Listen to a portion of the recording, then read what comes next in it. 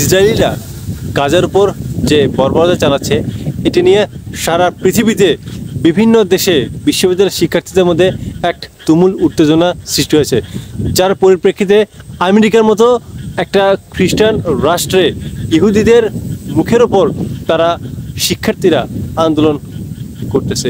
এবং এটার পাশাপাশি আমাদের দেশেও কিন্তু আজ থেকে ফিলিস্তিনের সমর্থনে ইসরায়েল বিরোধী বিক্ষোভ সমাবেশ হচ্ছে। কিন্তু সবচেয়ে মজার টপিকটা হচ্ছে এই যে ইসরায়েল বিরোধী যে কর্মকাণ্ডগুলোর প্রতি আমরা বিক্ষোভ সমাবেশ করতেছি ছাত্র সমাজের পক্ষ থেকে, এটার নেতৃত্ব কে কারা দিচ্ছে? ছাত্রলীগ। এখন এটা তো আমাদের অবাক হওয়ার বিষয়। ছাত্রলীগ হচ্ছে এমন একটা সংগঠন, আমরা জানি যে এদেরকে আমরা মানুষের সাথে তুলনা করি না, এদেরকে পশুর চাইতে অধমে আমরা মনে করি। কারণ আমরা দেখেছি যে বিগত দিনে যে ছাত্রলীগ এমন এক সংগঠন, ছাত্রলীগ, যুবলীগ, আওয়ামী লীগ, আমরা যেটাই বলি না কেন, এরা মসজিদের ভেতরে ঢুকে মসজিদের মানুষকে পর্যন্ত আঘাত করছে। বায়তুল মুকাররমে আমরা চিত্র দেখেছি। এবং এরা ভারত বিরোধী কোনো পদক্ষেপ নেয় না। আমাদের দেশে সীমান্তে এত মানুষকে যে মারা হচ্ছে তারা একটা বারের জন্য মুখ খুলেনি এই সীমান্ত হত্যা বন্ধ করার জন্য। এছাড়াও বিভিন্ন কারণে যে ভারত আমাদের দেশের ওপর যে গণতন্ত্রের হুমকিস্বরূপ এবং বিভিন্ন অপতৎপরতা চালাচ্ছে, এই বিষয়ে কিন্তু তারা কোনো পদক্ষেপ নেয়নি। তাহলে ইসরায়েলের প্রতি তাদের আবার কি হলো?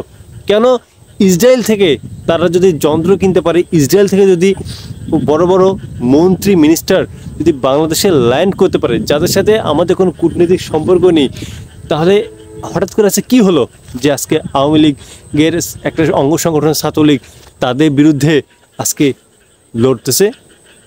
আসলে একটা কথা আছে যে আমার শত্রুর বন্ধু আমার শত্রু।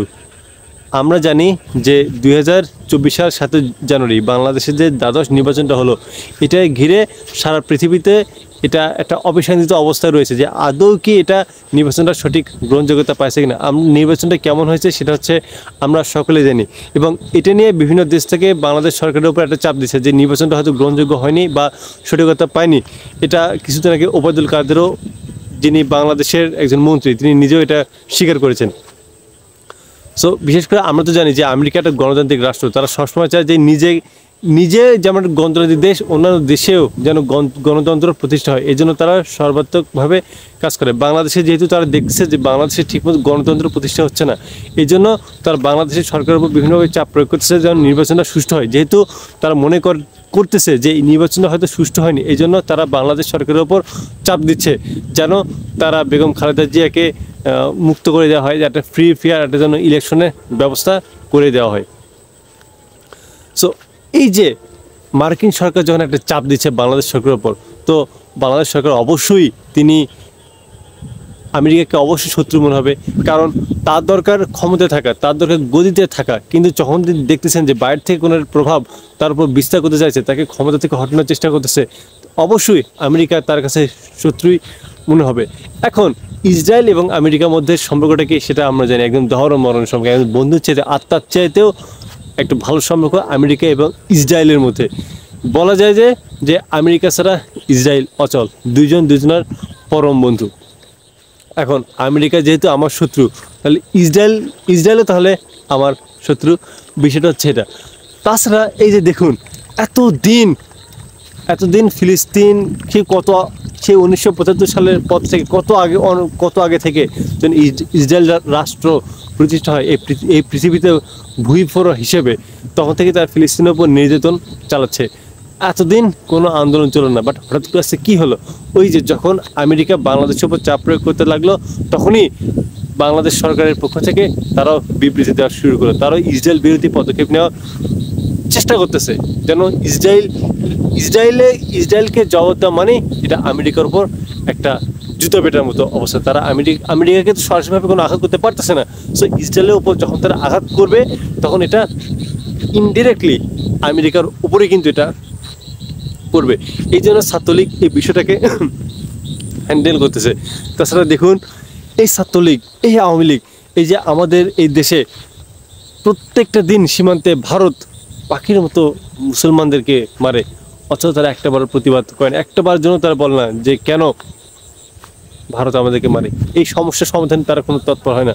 অথচ তারাও এই দেশে নিজের শুধুমাত্র ক্ষমতা বজায় রাখার জন্য তারা নিজে মুসলমান হয়ে অপর মুসলমানদেরকে মারে।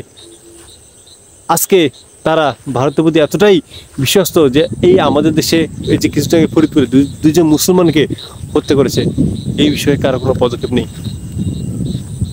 সো বুঝতে পারছেন যে আসলে ছাত্রলীগ যে ছাত্র সমাজকে নিয়ে যে এই যে ইসরায়েল বিরোধী পদক্ষেপ নিচ্ছেন, এটা কখনোই ভাববে না যে তারা আসলে অনেক ভালো হয়ে গেছে, পবিত্র হয়ে গেছে। যারা অমানুষ তারা অমানুষ থেকে, যারা পশুর বাচ্চা তারা পশুর বাচ্চা থেকে। সো এইসব বিষয়ে আপনারা মানে বিভ্রান্ত হবেন না। কাকে বিশ্বাস করতে হবে কাকে হবে না সেটা আপনারা ভালোভাবে জানেন। আপনারা বাঙালি, আমাদের প্রতিরোধ আমাদেরকে করতে হবে। ইসরায়েল বিরোধী পদক্ষেপ আমাদেরকে করতে হবে। ইন্ডিয়া বিরোধী পদক্ষেপ আমাদেরকেই নিতে হবে। এই দেশকে এবং এই দেশের গণতন্ত্র বাঁচতে আমাদের ছাত্র সমাজের ভূমিকা সেই কাজ। শুধু ফিলিস্তিনকে নয়, আমাদের এই দেশে গণতন্ত্র প্রতিষ্ঠা, আমাদের দেশকে স্বাধীন করতে আবার আমাদেরকে নতুনভাবে লড়তে হবে, নতুনভাবে জাগতে হবে। এই দেশ আমাদের, ইনশাআল্লাহ এই দেশ আবারও ভারতের করাল গ্রাস থেকে মুক্ত হবে এবং এই দেশ নতুন সূর্যের স্বাধীনতার নিশানা এই দেশে আবারও পথ করে উঠবে ইনশাআল্লাহ।